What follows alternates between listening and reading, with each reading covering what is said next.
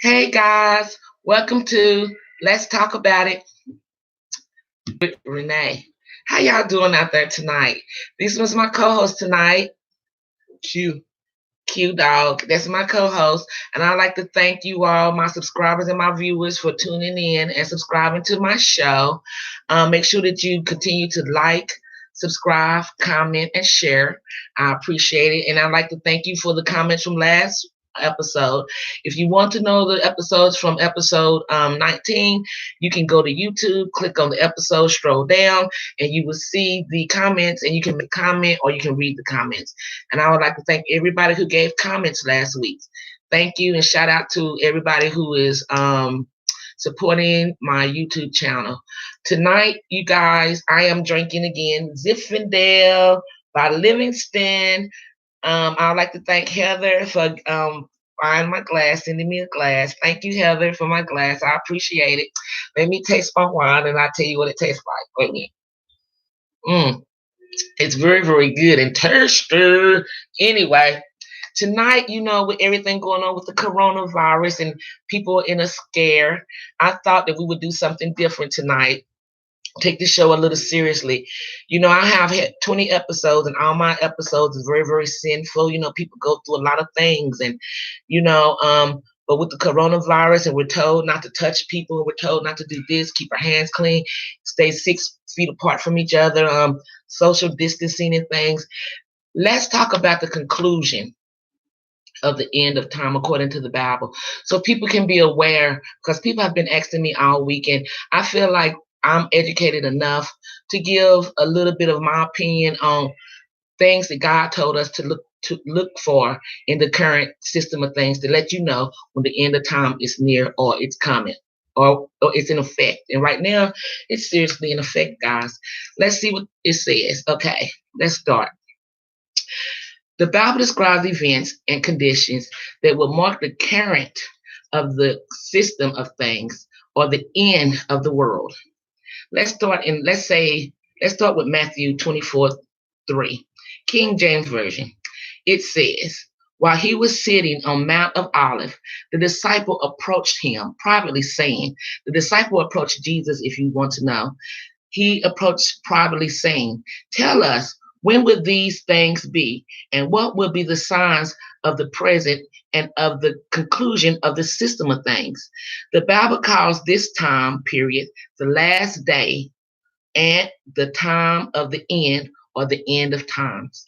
So let me ask you all a question. Do you think that we're living in the end of day, the day's end, the end of time, with the things that are going on? Some people say, oh, this has been going on forever. It's been going on since my grandma's grandma. But each year, each season, each decade, it gets worse. It gets worse with each season. So let me read on, okay? 2 Timothy 3:1, it says, but know this, that in the last day, critical times hard to deal with will be here. What do you think's going on where everybody's running around taking toilet tissue and, overstocking? I've stocked some things, but I don't overstock. I just get one at a time. One at a time. I don't greedy and take 10 hamburgers and eight packs of toilet tissue. I don't do that. When I go to the store, if I see it's available, I grab a roll.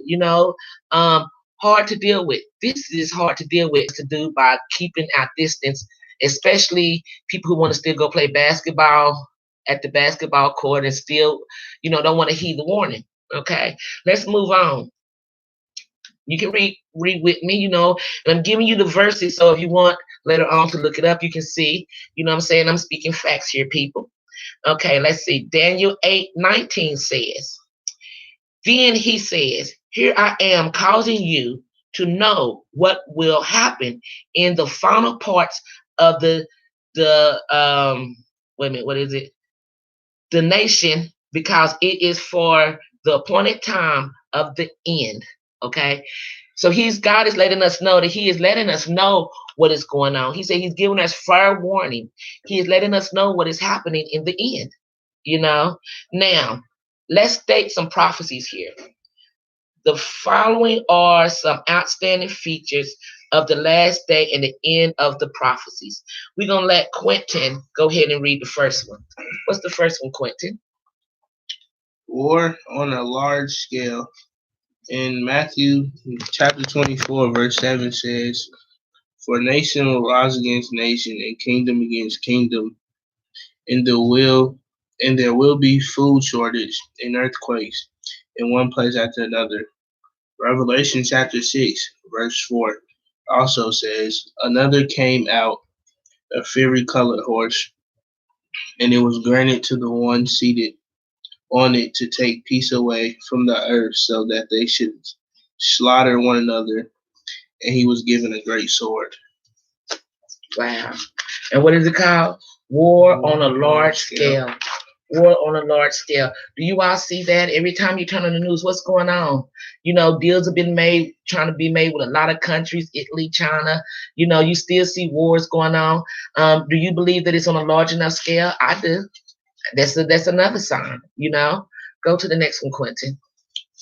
Uh, Luke chapter 21, verse 11 says, "There will be great earthquakes on one place after another, food shortages and pestilence, and there will be fearful sights and from heaven great signs." Well, let's see if people know what pestilence is. Pestilence is viruses, diseases. And he said that we're going to be what, Quentin? Great what? Numbers of pestilence. Mm-hmm. So you think about this coronavirus. Is this considered a pestilence? You know what I'm saying? Because guess what? According to God, there's going to be many. It's going to be many. And he said there's going to be what? Fearful sights. Fearful sights, y'all. And from heaven, great signs. So you're going to be warned. And this is not going to be the first sight like the coronavirus that we see. This is not going to be the end of it, you all. Go to the next one, Quentin, 3. There's going to be increasing of crime. Increase of crime. In Matthew chapter 24, verse 12 says, "And because of the increasing of lawlessness, the love of the greater number will grow cold." Now, we know the greater number is those who are trying to serve God. You know what I'm saying? This world, you can't even hardly talk about God in the world we live in because everybody wants to challenge you. Everybody wants to be right, and the love for them is going to go cold. I want you all to think about those people who celebrate Christmas. How many 3-year-olds know Santa Claus, but do they know God? Do they know Jesus? How many know about the Easter Bunny? How many of them know about Valentine's Day? You know what I'm saying? Cupid. But how many know that God is the one who keeps them alive? How many of them know that when you fall down and you're going through something that you really need to pull through, that it's God? It's not Santa Claus. You know what I'm saying? It's not the Easter Bunny. You know what I'm saying? We need to teach our children about God and let them know what God has said about these things. Okay? Go to the next one, Quentin, and that is the ruining of the earth by mankind. Revelation 11:18. Revelations chapter 11, verse 18 reads, "But the nations become wrathful, and your own wrath came, and the appointed time came for the dead to be judged, and to reward your slaves, the prophets, and the holy ones, and those fearing your name, the small and the great, and to bring to ruin those running the earth." Wow. He said he's going to bring to ruin those that are running the earth. Now we know who's running the earth. We know those that dictate to us where we live, where we can't live, where we can throw our trash, where we can't throw our trash, where we can bury our animals, where we can't bury our animals. Those that are polluting the earth. I mean, even littering folks is bad. You know what I'm saying? I mean, gasoline, all these factories, these are things, you know what I'm saying, that is ruining the earth that we have accepted. We breathe it every day. And then want to know why some people die of lung cancer that's never smoked a cigarette or done anything unhealthy a day in their life. You know what I'm saying? It's just the air that we breathe. But these are the signs. Okay, Quentin. Number 5 is breakdown of families with people who have no natural affection and children who are disobedient to parents. Are we living in the time to where people are disrespectful? They have no natural affection for others. How many people open the door for you when you go out to Walmart or to a grocery store? How many people do you actually help when they hold the signs up? Oh, I'm not going to help them people because they winos or they drunk. So what? They might be. Well, you're not trying to prove a point to them. We're trying to get somewhere in God's eyes, right? So who cares what he does with the money? You're doing it not to please him. You're doing it to please God. You know what I'm saying? So, we don't know. So many people take advantage of that. You know what I'm saying? So you don't know really who you're helping, or know you helping the right one. But what you do is you keep doing right and let God be the judge of that. And if they take your money or they take your sandwich and throw it away after you give it to them, and they take that money, they buy a drink, okay, so what? Let God judge them. You don't be the judge, okay? And Second Timothy 3:2-3 says what?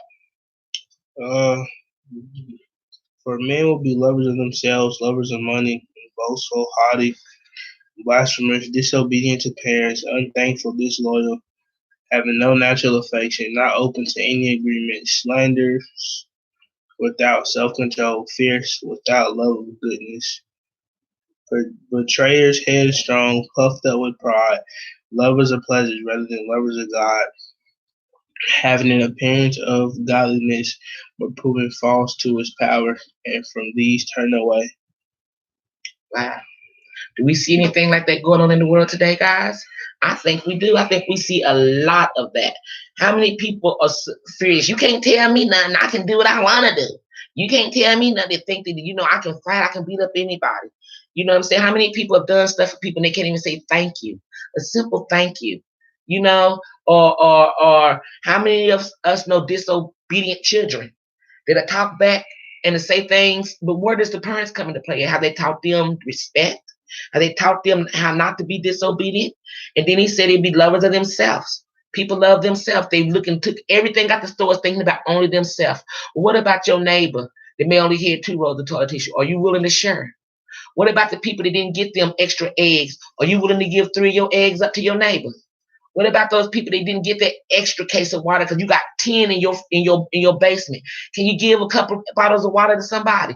Or are you willing to do these things because this is what Jesus would do? These are the things that he's watched us on. And people don't do this no more. They don't do these things no more. You know what I'm saying? They're disloyal. You know what I'm saying? Having no natural affection for others, open to any kind. They're not open to any kind of agreement because they were ready to always be right. Always wanting to base their opinion and be right. They can't be wrong. They can't be wrong. But what does it say about that? Well, he said these is showing us the last day of times, and we see it every day for ourselves, don't we? Okay, Quentin. The next one is lovers of God. The love of God growing cold in most people. Matthew 24:12 says, And because of the increasing of lawlessness, the love of the greater number will grow cold. okay. And what does it say in 2 Timothy 3:5? What is it noteworthy? Display of righteousness, hypocrites. That means going to be people always talking about God, but hypocrites. Hypocrites, not willing to show. Faith without worship is dead. You can say all day that you love God, you love God, you love God, but show it. That's what he wants you to do is show it. Faith without worship is dead, right? So if I sit and say I want to exercise and I want to lose weight, but that's all I do is talk about losing weight. You don't see me going on no diet. You don't see me taking no diet pills. You don't see me going to a gym. I'm just talking about it. It's dead. People gonna say she talk about it, but what, she ain't putting forth no effort. So I can sit and say I love God all day, but if I'm not showing efforts of what he say we need to show, what does it prove me to be? What does it prove me to be? I sent this message because I feel like I had to. I just feel like I had to talk about this tonight. Okay. And number 8 is increasing understanding of the Bible. Let me see. Increasing understanding of the Bible's prophecies, including those related to the last days. Daniel's 12:4 says, Daniel 12:4. As for you, Daniel, keep the word secret and seal up the book until the time of the end. Many will rove about, and the true knowledge will be abundant. Do you know what abundant means? The knowledge is going to be fulfilled. Everybody's gonna know. Everybody's gonna know, and then it's gonna be too late. You know what I'm saying? So me loving you as my subscribers, I just wanted you all to be aware of some things. It says global preaching of the good news of the kingdom, Matthew 24:14, and these good news of the kingdom will be preached in all the inhabited of earth for a witness to all nations, and then the end will come. The end then will come. The end will come. And we on that verge, folks. Is that where we at? And if we are, what can we do to change and make ourselves better?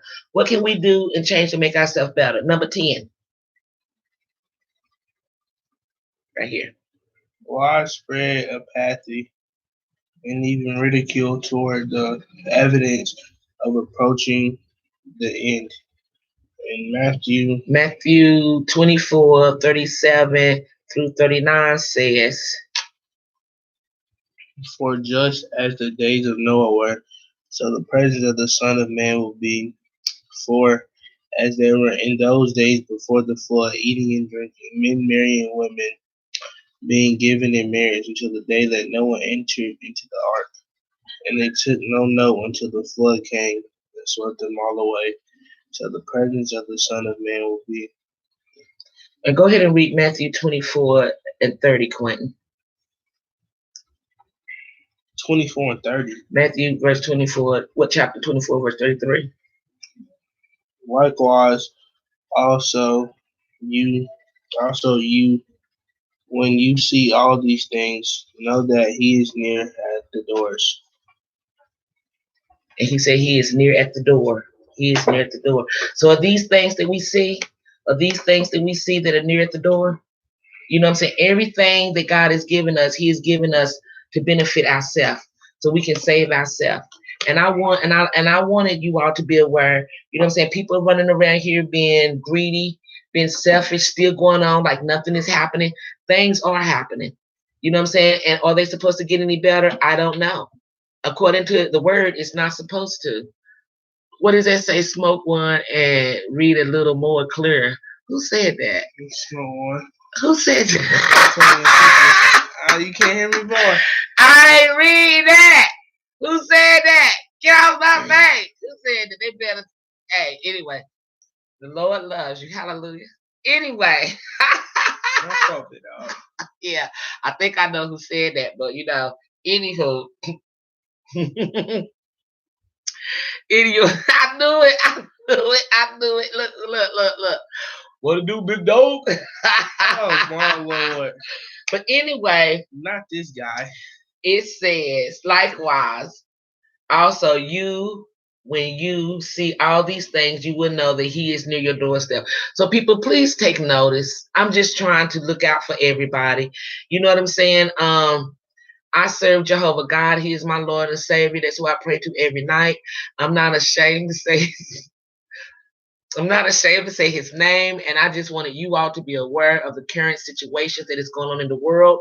So maybe if you have something that you need to change, you can change it. You know what I'm saying? Each day God wakes us up, he gives us opportunity to change things. And if we can do at least one of the commandments, try to live by at least one of the commandments, try each commandment maybe every 2 months or every 1 month to start trying to do things that God wants us to do. Maybe we can be one of the ones that he found favor with. Okay. I wanted to thank you all tonight for watching. I want to thank my subscribers. I want to thank my viewers. I want to thank everybody, nephew. What up, nephew? Everybody who participated. Clown. Yeah, he's a clown. And I want to thank you all. If you want to inbox me anytime you have a comment or you want to read a letter, or you have a letter you want me to read, all you have to do is inbox me in YouTube, Instagram, Facebook, Twitter. I'm on the blogs as well. These are our shirts. Let's talk about it with Renee.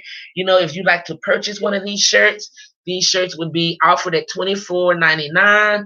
And all you got to do is inbox me your information and your size, and I will send you a shirt. If you want to send me a bottle of something different than Zinfandel to drink, I'll be more than willing to drink it on the show. If you'd like to send me a different glass, then I'm going to drink out this glass that Heather sent me until someone else send me a different glass. So I would like to thank you all tonight for this. Dude, what's up with you, I know, dude? he crazy, right? He crazy. Yeah, what's up with you? Anyway, I would like to thank you all for tuning in and subscribing to my show. If you want to write me a letter about anything that's going on in your life that you can't talk to your loved ones about, a mom, a dad, a co-worker, anything, you can inbox me. But just remember what the signs of the times are. If you have anything going on in your life that needs to be changed and corrected, please change and correct these things, okay, before time is up with us, all right? Thank you so much. I appreciate you. Thank you, Quentin. Thank you for my background. You can't see it, but I have an audience back there, honey. Yes, I do, honey. Yes. Anyway, that's the one that's giving all these outrageous comments. Anyway, Amen. I love you all.